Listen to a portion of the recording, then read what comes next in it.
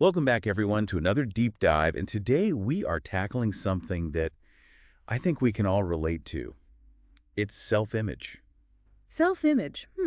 It's a big one. It is. And the source material we're diving into today is, well, it's a little different from what we usually work with. That's right. How? It's like almost poetic. Like it's trying to be deep and insightful, but it's not quite straightforward psychology. Oh, okay. So we have a bit of a challenge on our hands. Exactly. But that's why you're here, Yeah. to help us unpack this unconventional wisdom and see what we can actually learn from it. You know me, I love a good challenge. Let's see what we've got. All right, so the text really emphasizes understanding your true self, but it doesn't just stop at like, go find yourself. It uses these interesting phrases. What kind of phrases? What talks about contacting your feelings to uncover what it calls your real slogans. Real slogans. That's an interesting way to put it. Right. It's like our emotions are holding these key phrases, these core truths about who we are. But then it gets even more complex. I'll say. It stresses that these feelings have to come from our own experiences, not just what we've inherited from our family or society. And that's where I kind of got tripped up. Yeah, I see what you mean. So it's about separating the influences, figuring out what's truly you versus what's been imposed on you. Exactly. And how do we even begin to do that? Like, how do we know which feelings are ours and which are, from external sources? It's a really good question. And it makes me think of the work of Carl Rogers, who, he was a big name in humanistic psychology. He talked about this concept of the ideal self versus the actual self. Right. The ideal self being who we think we should be and the actual self being who we really are. Exactly. And this text, it seems to be pushing us to examine that, like, is our self-image built on who we genuinely are based on our lived experiences? Or is it based on these external expectations that we've just, kind of absorbed over time? Yeah. It's like we're trying to fit ourselves into a mold that doesn't really fit. Exactly. And that's where the text's warning about becoming captive to this image we create, it really starts to resonate. It does, and the language it uses is so powerful. It talks about being challenged by your internal truth and the danger of lying to yourself. There's a sense of urgency there, isn't there? There is. It's like it's warning us about the dangers of building a prison of our own perception. Have you ever seen that in your own life?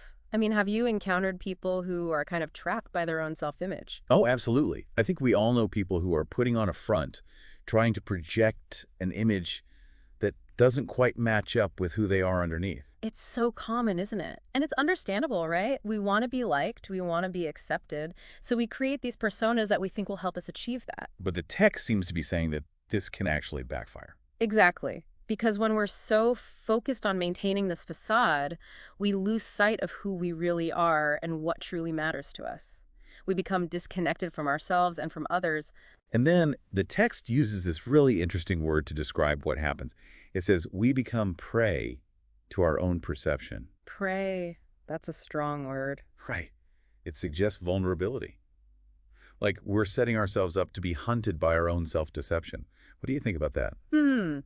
It makes me think about how this kind of self-deception can manifest. Like, someone might avoid opportunities that could actually lead to growth and fulfillment because they're afraid it'll clash with the image they've created. Or they might stay in relationships or jobs that are no longer serving them because they're afraid of what people will think if they make a change. Exactly. They're so caught up in protecting this fragile self-image that they're actually limiting their own lives. So how do we break free?